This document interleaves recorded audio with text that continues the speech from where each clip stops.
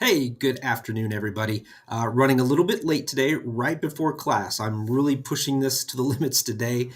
We have class from 3:35 to 4:50.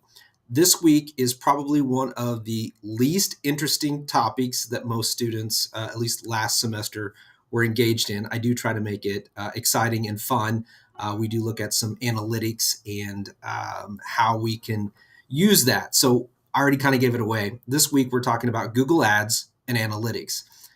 You have all this time and this creativeness, which everybody loves. And now you have to use the other side of your brain, which is the analytical side, to say, is what my creativeness, is this master genius of what I think is amazing and creative, is it going to pay off?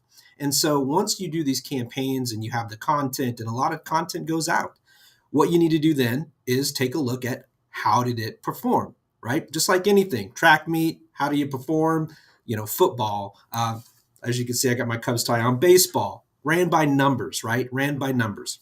So what are some of the things that we look at? Well, it depends on what part of digital marketing you're looking at, whether it's podcasting, whether it's email marketing, whether it's e-commerce, or whether it's just social media straight up. So when you take all these into consideration, well, what do you need to do? Well, first, it's really about the questions that you ask. Hopefully, one, you know your target audience. That was probably in week 1 or 2, right? Hopefully, you have your goals, right? You know your goals, and then you start looking at these numbers. I love looking at numbers. I like looking at how content does, and not to look for failures, but look for the opportunities to see it in a different light. Numbers can be used against you, and numbers can be used to support where you need to go or where you need to pivot. What I like is I like to use digital marketing on the fly by reviewing every 30 days, even every quarter, how those numbers and how that content, those campaigns are performing to make adjustments.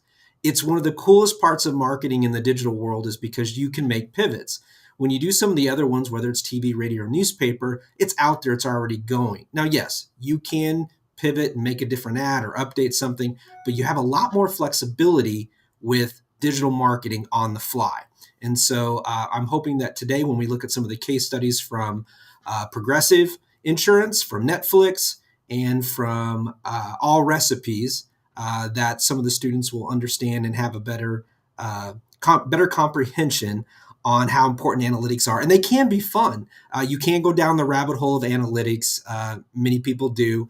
But if you just completely ignore it and don't make time or an effort for it, it's just not beneficial, and you're wasting your money and your time and your resources. So everybody, if you are interested in attending my class or any of the other great, wonderful classes here at the College of Business, there's a scrolling marquee below. Check us out at business.siu.edu. There are amazing programs here, not only in marketing, but there are in accounting and your MBA. So check it out, and I will get to class so I'm not late. The whole 5-minute rule thing, we don't want to be late or the students will leave. And I bet my class would do that. Just kidding. Everybody have a wonderful day, and we're getting close to wrapping up this semester, and I hope that you have been intrigued, learned a little bit, and if you want to take the class, you can always go to SIU and sign up. I'd love to have you. Hopefully I will be back in the spring and fall of next year.